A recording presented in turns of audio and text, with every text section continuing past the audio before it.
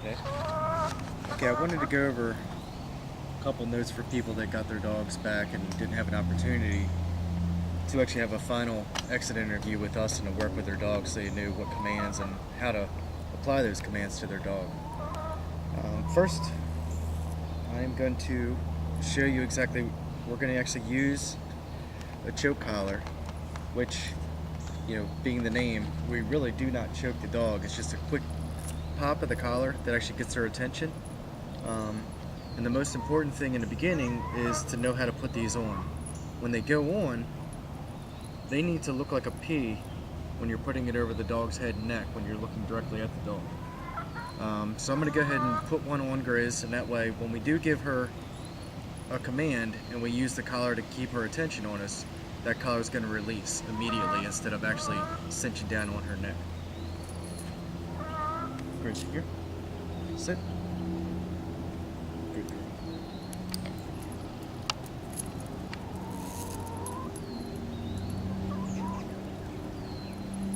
As you can see, when I'm looking at this collar, it looks like a P, and that's exactly how it's going to go over her neck.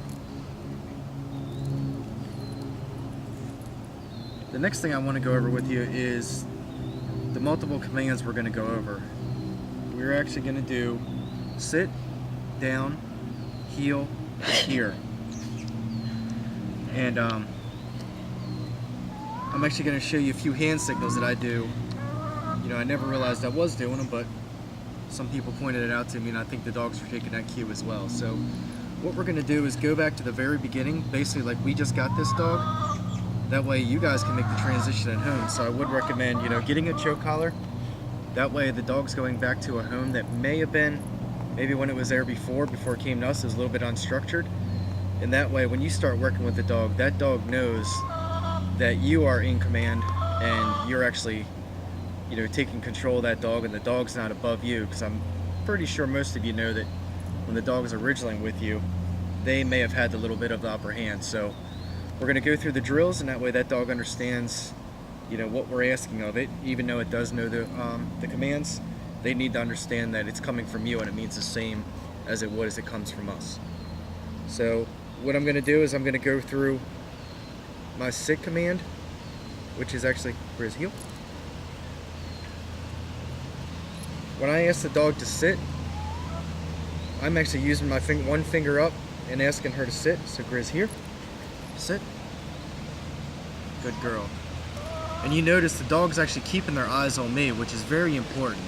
If the dog is looking elsewhere while you're giving them a command, the dog's really not paying attention to you. So in that case, if a dog is not paying attention to you at any given point in time, use your leash as a tool. Just a quick pop. You see how her head comes around to me? We're not choking the dog. When we talk to her, just say, hey, talk to the dog a little bit. Our next command I'm going to go into, which is what we do the first week as well as the sit, is our heel command. I start out on the left-hand side, but most of the dogs coming out of here will heel on the left and right. And when we start in the very beginning, as you guys should, doing the transition, getting her used to everything, I'm actually going to verbally say, give her the command. I'm going to flip my wrist a little bit with the leash to get her moving, and hey, get up here. I'm actually going to step off with my left foot. That way we're giving this dog as many cues as we can in the beginning so she can follow us. Ready, Chris? Ready? Heel.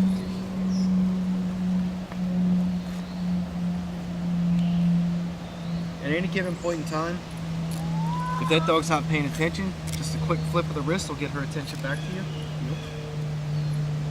Anytime you're making a turn, whether it be right or left, say heel, flip the collar just slightly to keep her with you.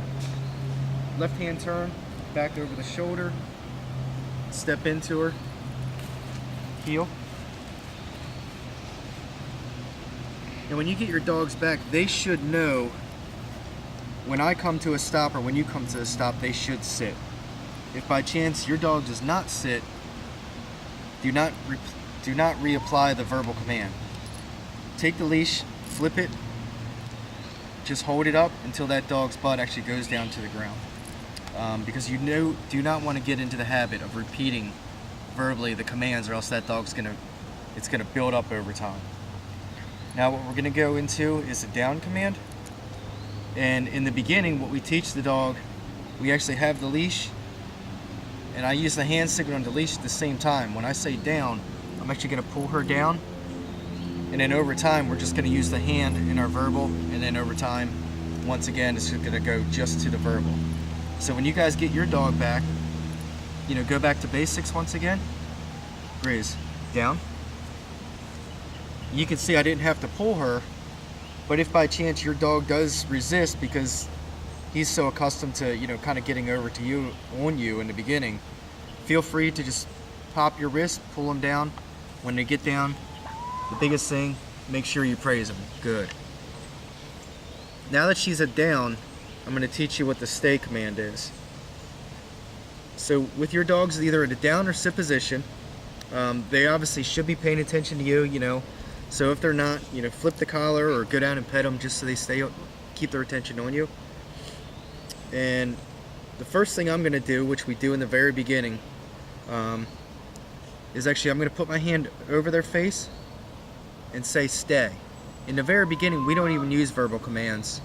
We just use hand signals to get them to pay attention to us. But in your case with the transition, we're going to give them, once again, as many cues as possible. So I'm going to ask her to stay. Grizz, stay. And this time, unlike the heel, I'm going to step out on my right foot. That way she doesn't get the cue that the foot closest to her is not prompting her to move. Once again, Grizz, stay. As I step out, just like when you do at home, keep your eyes on that dog. Hey, no, stay. You want to keep her seated, but keep her attention on you as best you can. So if that means wiggling the leash a little bit, talking to them, walk back up to your dog, pet them, because most dogs get excited when you walk up to them. So you want to make sure that that dog stays at any given point in time. Walk up to them, pet them, make sure they know to stay. If they do pop back up, make sure you use the stay command again, keep them at stay. Now she's at stay, I'm actually going to bring her to me, and this is where we start to lengthen, the total recall. So when I call her, I'm going to use her name at first because we do train multiple dogs. I'm going to use her name. I'm going to say H-E-R-E. I'm not going to say it now because she will come to me. And every trainer is different. I personally have our dogs come behind me and into my left-hand side to heel. And once again, going back to basics, when I say H-E-R-E, I'm going to take a few steps back. That way the dog's prompted on the voice command and a physical. They're actually going to see something physical going on and they're actually going to follow me. When the dog gets to my right side, I'm actually going to help the dog in the beginning. I'm going to say heel at that point.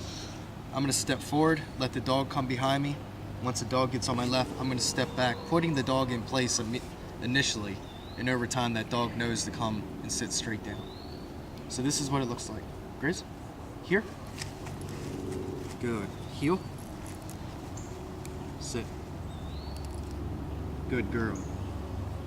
And you notice most of the time, all the way in, or I shouldn't say most of the time, but all the time that dog coming in, their head is on me, which is very important. Whenever you're healing a dog, if the dog starts to smell on you or starts to slow up your pace or speed up your pace, you need to give that dog a quick pop, bring her attention back onto you, and make sure that dog goes at your speed, no matter what speed you go. I'm going to do one more time. I'm going to do heel. I'm going to go through all the commands real quick to see if you can pick out everything we do and kind of reiterate things. And you're going to notice whenever I change directions, we're going to say heel, that way giving them another verbal cue. But for the first week or two getting the dog back, I would reapply these commands on a daily basis, maybe 15-20 minutes a day with your dog. That way if your dog is trying to take control again, you have the opportunity to tell it no at any given point with the leash, and then give them the command that they actually should be on again. Ready, Grizz? Heel. We're gonna turn, heel. Good girl. Heel.